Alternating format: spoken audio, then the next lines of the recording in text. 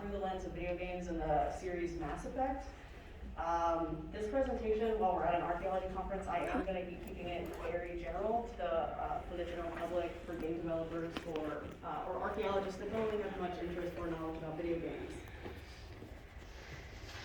So, for the first second, I want to point out and introduce this painting. It is from 1872 by John Gast, and it's titled American Progress. So this painting is often used to illustrate the concept of manifest destiny. So in the center is the personification of the new United States known as Columbia, and she is seen guiding white settlers, bringing weapons, wagons, and communication from the east to the west. And as you can see, fleeing from the western side is a group of indigenous native inhabitants. So this evocation of romantic nationalism erases the experiences of those that came before Europeans who had already been decimated and forcibly removed from their eastern homelands, and now even further. And so manifest destiny is a belief that expansion of a certain group is inevitable and destined by God.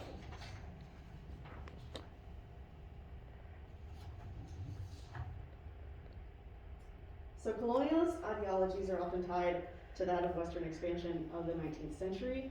It is seen as the mission of the United States to redeem and remake the West into the image of the agrarian East, seen as an irresistible destiny to accomplish the essential duty. So we're going to take from this presentation, do humans also romanticize the idea of inhabiting other planets? Do we see it as our destiny to occupy other worlds? So again, kind of harking back to historical context, and to discuss how colonial ideologies can still be represented today, we'll take the obvious example of Christopher Columbus.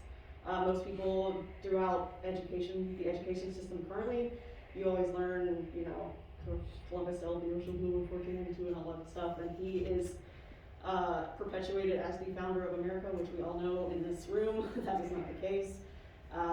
But it's not until kind of the last decade that it's kind of become public knowledge and become decolonized. That his work was abhorrent and his beliefs were reprehensible. So we're only just now beginning to kind of decolonize these conversations. And so I want to give a quote by Elkins, Tanton, and Schindler. Hero narratives erase complex histories and conspire to convince us that the future can be simple. They colonize the future by colonizing our stories about the past. We need to move away from hero narratives. Instead, we must recognize that the stories of our past and our future are complex and subjective. So how is this concept of manifest destiny represented today? So does the colonialist mindset pertain to space travel? So to talk about this, I'm going to give you an example from the previous 2020 State of the Union address by President Trump. In reaffirming our heritage as a free nation, we must always remember that America has been a frontier nation. We must embrace the next frontier, America's manifest destiny in the stars. Our ancestors braved the unknown, tamed the wilderness, settled the Wild West. This is our glorious and magnificent inheritance. We are the pathfinders.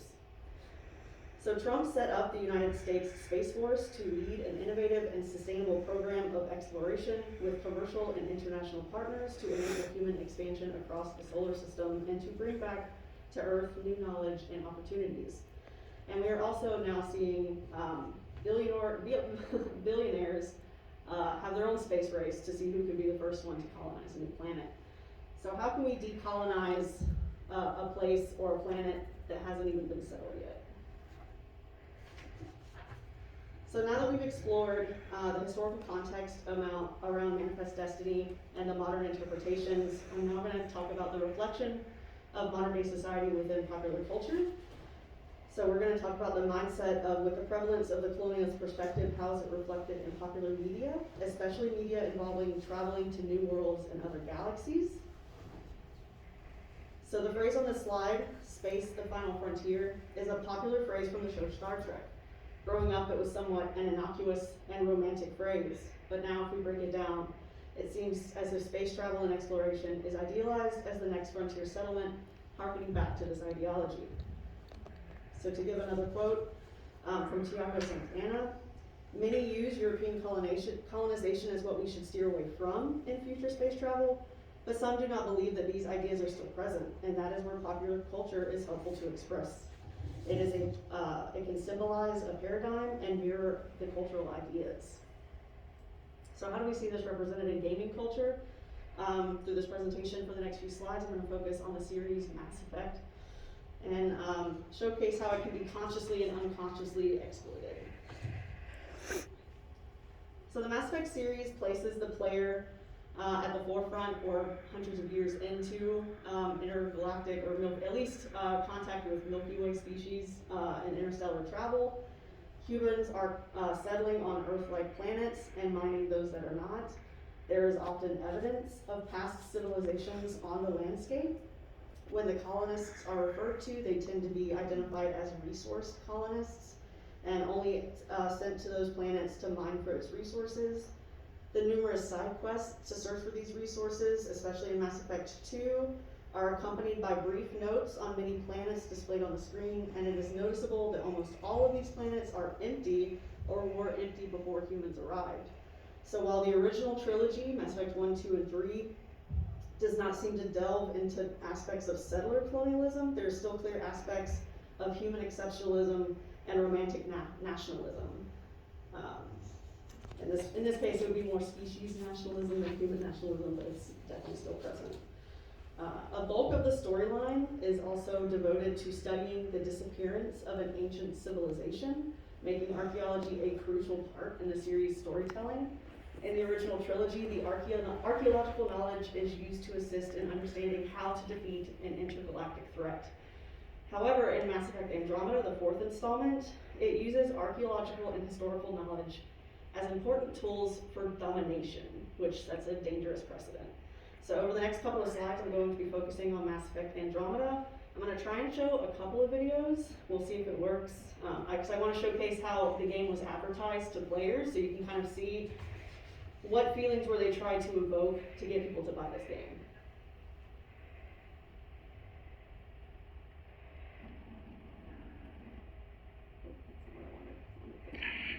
Congratulations on your successful acceptance into the Andromeda Initiative. My name is Jan Carson, the founder of this unprecedented mission. This journey is a major milestone for all of humanity, as well as every other species in the Milky Way galaxy. You are about to embark on a voyage unlike anything attempted before. And make no mistake, this is a one-way trip. 600 years from now, you will awake from cryostasis on the outskirts of the Andromeda Galaxy. Most of you will be aboard Archaeology, while the rest will travel on the Nexus with me. In addition to Hyperion, 3 other arcs, each harboring a separate species, will depart the Milky Way at the same time. Each arc will be assigned its own pathfinder, a blend of elite soldier, scientist, and guide, who will be tasked with finding a new home on one of the golden worlds that our long-range sensors have identified within Andromeda's Helios cluster. Over the coming months, you will be briefed on a selection of classified information, all of which will be critical to your success. Arcs and Nexus overviews, ground and space vehicle certification, outpost establishment guidelines, first contact protocols should we encounter new sapient life forms. In addition, those accepted onto the Pathfinder team will also receive weapons, biotics, and survival training for even the harshest environments. You represent some of the best humanity has to offer, and I again salute your bravery in accepting this mission. There are no guarantees, no certainties. But, if successful, we have a chance to do the impossible and create a new future for all humanity. Begin your journey.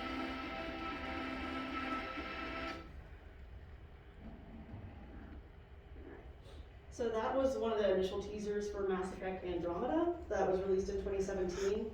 In terms of plot, technically it begins alongside the original Mass Effect trilogy between Mass Effect 2 and 3, but the majority of the game, obviously set by the teaser, it takes place 600 years following the events of the last Mass Effect 3. You are part of the Andromeda Initiative, a visionary plan by an eccentric billionaire set to colonize a new galaxy. Unfortunately, that doesn't seem too far-fetched now. Your role is the Pathfinder. You are a specialized soldier placed in to operate drop zones. This term first appeared in World War II. They still serve with distinction. So they still play an important role in today's armed forces. And within the game, you are going to be essentially the galaxy's first contact for your species. And not even for your species, for your whole Milky Way galaxy. So the issue set within this new Andromeda game is that even though you set out to inhabit your golden world that you didn't think was inhabited, obviously 600 years have passed, and it now is inhabited by an indigenous species called the Angara. So that's going to be the bulk of the gameplay. It's kind of what do you do? The home you aim to settle has already been occupied. And so where the original Mass Effect series tried to steer clear of occupying already occupied lands, Andromeda encapsulates this view of manifest destiny. So next I'm going to kind of showcase, it's going to be the first trailer, but I want to give you kind of like, instead of me trying to give you a dumbed down version of the Andromeda, I'll kind of give you a trailer to showcase what's shown. Let's see if I can actually get closed captioning on it this time. The dream of exploring the unknown, discovering what lies beyond. The entire initiative is a risk. None of the golden worlds panned out. They're a bust.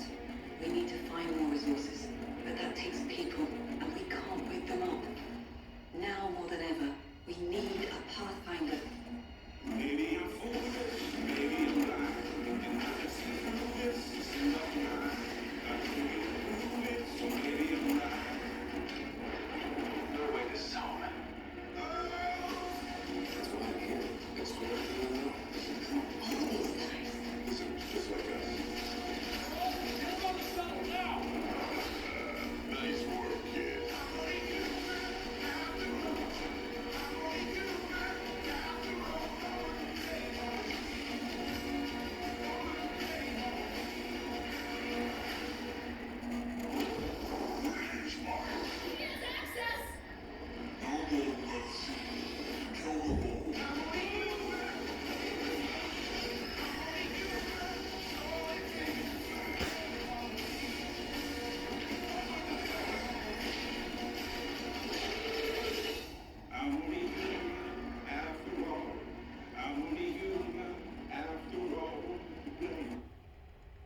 If I could do a presentation based on marketing analysis, I would love to do that too. But within Andromeda, it does have some awareness and attempts at what they term as first contact protocols, and players can choose to create scientific anthropological outposts built around learning about the indigenous species of the Angara on each planet. In some scenes, the characters do acknowledge that they are outside invaders and that they are the aliens, but they still fall into some severe archaeological tropes. In the games, you interact with the species called the Angara, but you also aid them against the enemy that you saw in the trailer called the Ket. So unfortunately, this narrative basically places you in the role of a good colonizer versus the bad colonizer.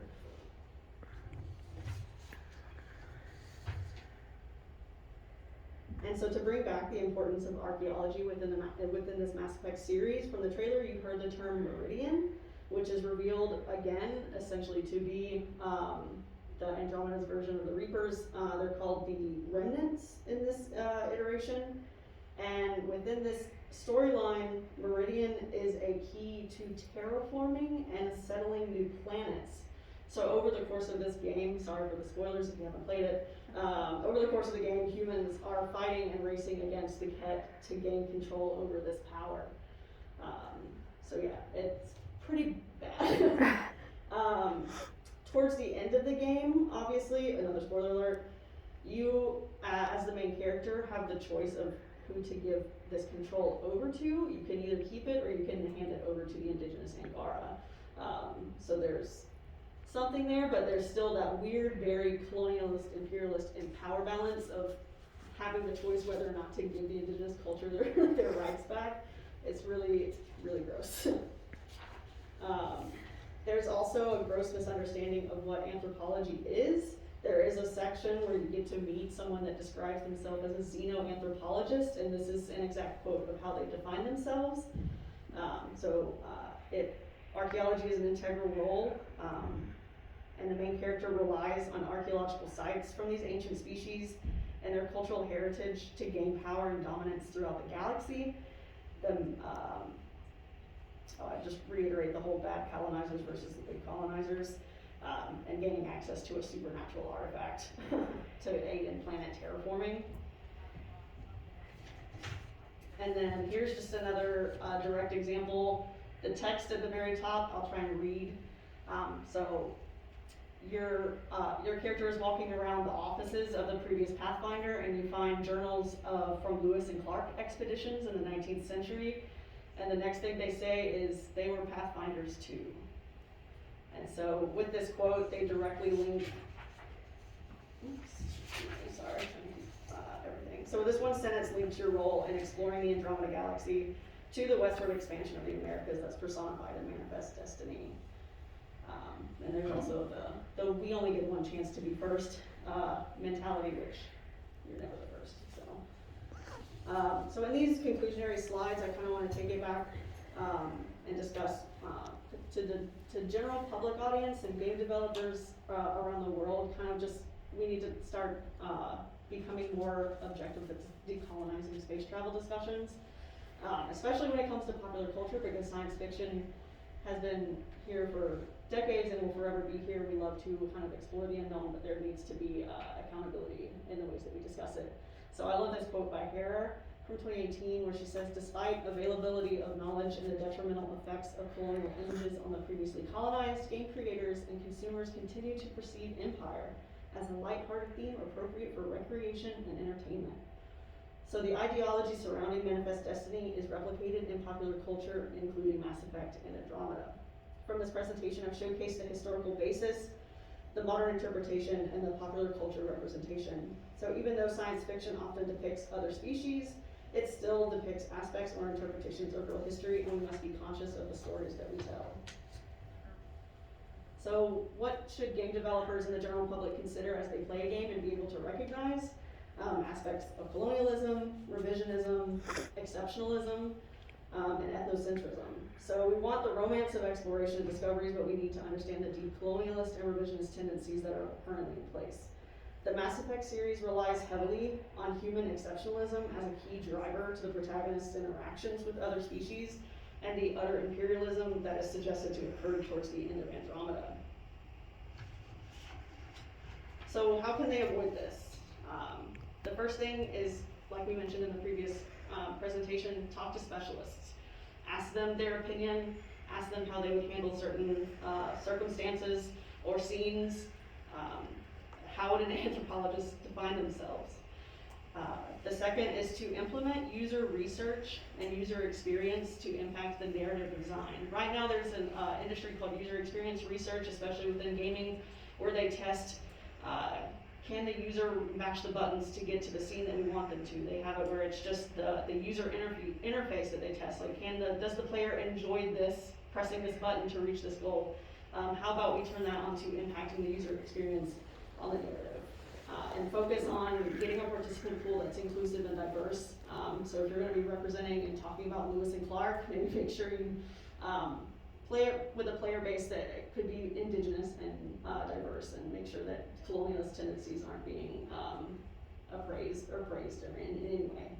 And make the research generative prior to and during the game development. Keep doing it to make sure that the user is being represented and that they're going to enjoy the game. It's going to help you in the long run. So if you make sure during the process of development that they enjoy the game, it's probably going to happen on a large scale once you launch. And do your research.